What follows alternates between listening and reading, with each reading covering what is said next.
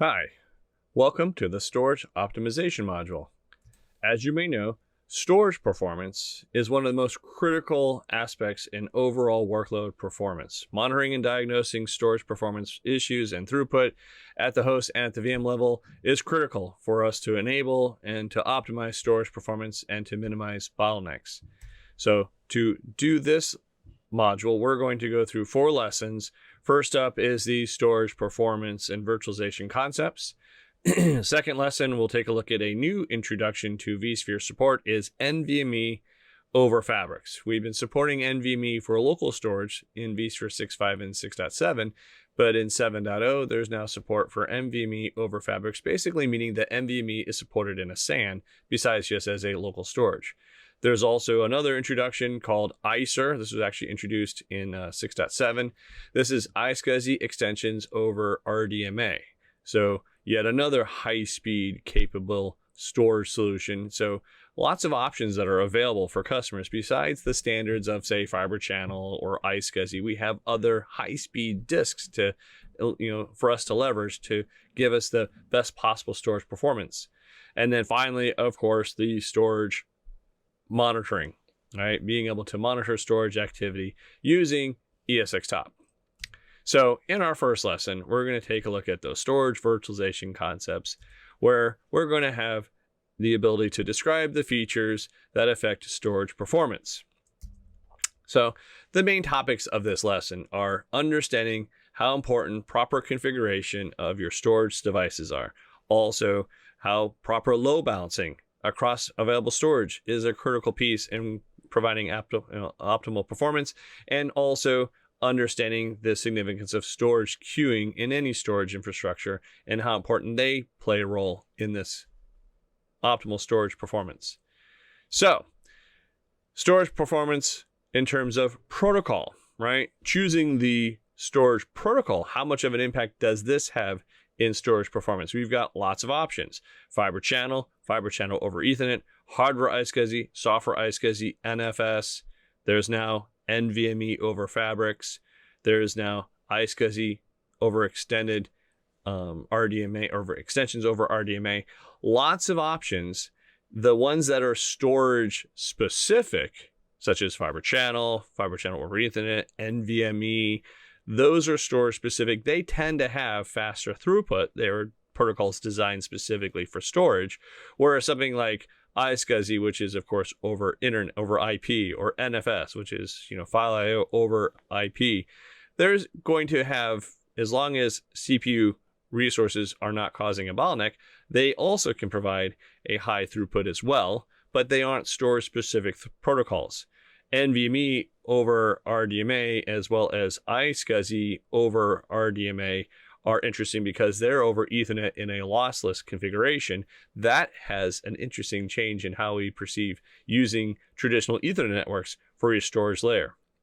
But in any case, the hosts support all of these, and they can all provide high levels of throughput, even at their varying speeds of their network devices. For instance, Fiber Channel on vSphere 7 supports 32 gigabit Fiber Channel adapters, and for software and hardware iSCSI and NFS, these support a whole variety of different link speeds, specifically using jumbo frames to reduce the cost on those high speed links. You've got 1 gig, 10 gig, 40 gig, 25, 50, 100 gigabit Ethernet adapters, plus also the hardware adapters, where they are actually using their own TCP offload engines, have other options too, like 10 gigs, 20 gigs, 25, 40 gigabit hardware initiators. So lots of options, of course, all kinds of different price points.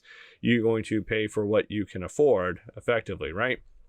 Then, as far as the SAN configuration goes, we need to make sure that your LUN and your storage devices are set appropriately.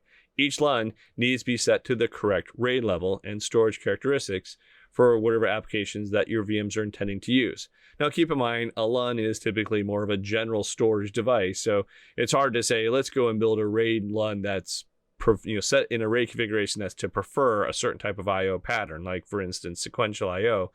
That is great if you could have a single host sending storage I/O from a single VM to a LUN that was built with sequential I/O in its configuration. But when you have many ESX servers trying to access the same LUN, where all the VMs are all performing sequential I/O. Well, because all the I/O is coming from different ESXi hosts, it's actually going to appear to the LUN as random. So it's hard to create RAID configurations specifically for a workload type because of the fact that you probably are running quite a few different kinds of VMs all within the same LUN. That's where having the storage technologies such as vSAN or virtual volumes, where in that case, you're actually configuring the storage specifically for a single VM, where those VMs are really, like we said the other day, first-class citizens in your storage infrastructure. In the case of LUNs, you're going to build them with the highest capabilities of the RAID configuration that your storage vendor recommends, and then ensure you only put in so many VMs in those LUNs that the storage can handle. Now, of course, path selection policies are another critical piece of this, making sure that the appropriate multi-pathing policies are set based on what kind of array you have. If your array is active-active, for instance, you'll be likely using the fixed policy or the round-robin policy. If your array is active-passive, on the other hand, well, then that's probably going to be using the most recently used policy. Or if it's active-passive that supports asynchronous logical unit access, ALUA-supported arrays, well, then that also supports round-robin. So generally, round-robin is the one that's going to perform the best because it actually gets the two paths, or all the available paths, active in some form or other.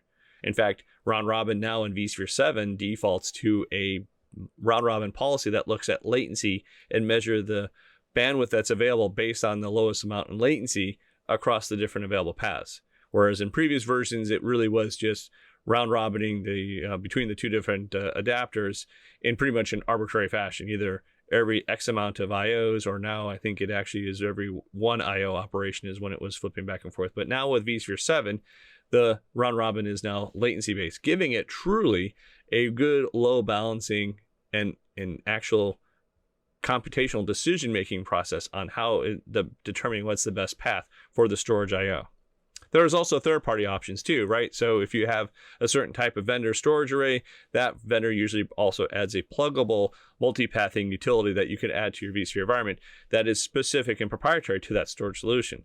The ones that we have listed here, the MRU and the fix and the round-robin, these are all the built-in ones for vSphere that work on any array that is on the supported list. And then finally, storage queues. These are also important to monitor because anything that gets caught in a queue is going to add some form of latency. The catch is there's actually a lot of queues that exist from where the IO begins inside the guest OS, through the VM kernel, through the storage adapter, through the storage array, and the network infrastructure in between, down to the LUN. All of these all have queues in them, and so any point in where the IO is going to be queued is going to add some form of latency. We can use the ESX top tool to monitor some of the queues. We can monitor queues from within the ESX servers. There's a adapter queue running on each one of your storage adapters. There's also a VM kernel based VM overflow queue, where that if the HB adapter is having issues, there's an overflow queue at the VM kernel level. And there's also a queue at the LUN device. We can monitor each of those queues to see the health of the overall system, to see if the ESX server is having a queuing issue or is the LUN having a queuing issue. Of course, latency will increase with any excessive queuing at any point. So we want to make sure we're looking to see what the status of all these queues are, because if it's a host issue, that's one way of solving it is very different than solving a queuing issue at the LUN level. And then when it comes to things like network storage, such as iSCSI or NFS, we want to make sure we do not oversubscribe our networking links.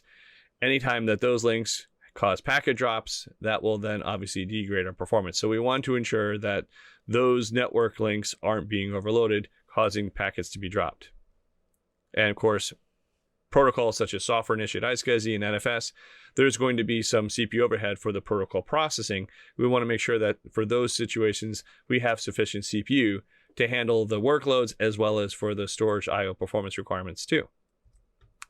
So that was a look at the different factors that affect storage performance. That is the end of this first lesson. We'll now take a quick break, and then when we come back, we'll take a look at some of the new storage features, especially with NVMe over fabrics. So we'll see you in the next lesson.